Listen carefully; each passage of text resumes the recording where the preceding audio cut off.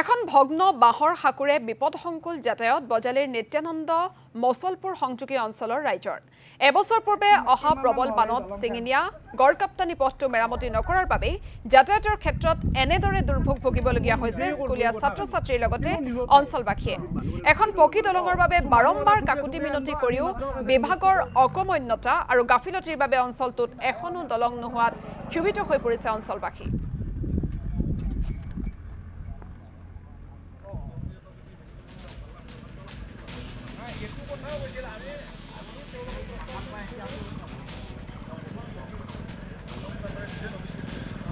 আৰু এই সন্দৰ্ভত মৃন্ময় পাঠকৰ এক প্ৰতিবেদন আগবঢ়াইছে।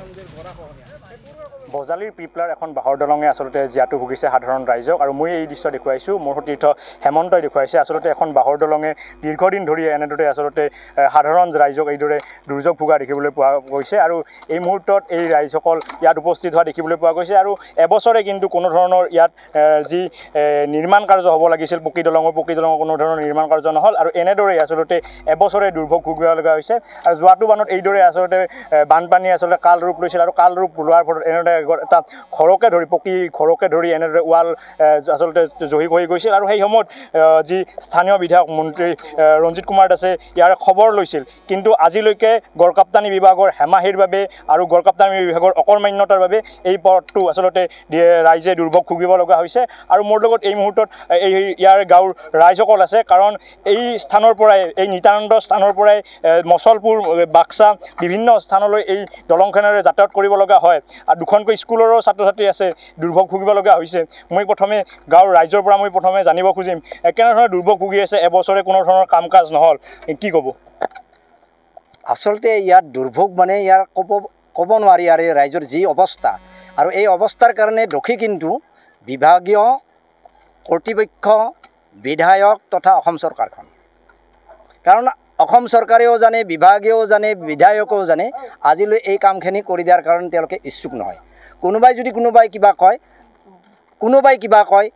কিবা কয় আচলতে এই কামখিনি কৰাৰ কাৰণে বিভাগীয়ভাৱে তেওঁলোকৰ আচলতে ইচ্ছা নাই আৰু তাৰ কাৰণে এটি হৈ থকা যেন অনুভৱ হয়।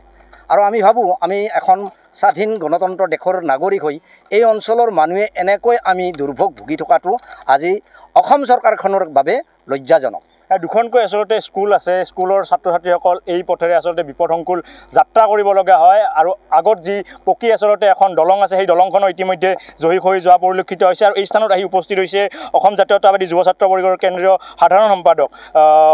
মই তেখেতৰ পৰা জানিম কেনেধৰণৰ অসুবিধাৰ সন্মুখীন হৈ আছে এইসকল ৰাইজ, কিন্তু চৰকাৰৰ যি সদিচ্ছাৰ প্ৰকাশ, কি ক'ব? আটাইতকৈ দুৰ্ভাগ্যজনক কথা, আৰু আপোনালোকে দেখিছে সংবাদ মাধ্যমত প্ৰচাৰ হৈ থাকে অসম চৰকাৰৰ উন্নয়ন, এয়া উন্নয়নৰ ফপলাস্বৰূপ। আজি এবছৰ হ'ল, যোৱা বাৰিষাৰ সময়ত এই এবছৰ হোৱাৰ পাছত ইয়াত এটা নদী সদৃশ গাঁতৰ সৃষ্টি হৈছে, য'ত যাতায়াতৰ কাৰণে মানুহে অহা যোৱা কৰিব পৰা নাই। আৰু পিপলাবাসী ৰাইজ বা আমাৰ যি নিত্যানন্দৰ পৰা আমাৰ আমাৰ এই মছলপুৰলৈ যিটো যাতায়াতৰ ৰাস্তা। ধন্যবাদ জ্ঞাপন কৰিছোঁ এই মুহূৰ্তত আপুনি ৰাইজৰ দুৰৱস্থাৰ বিষয়ে জনোৱাৰ বাবে।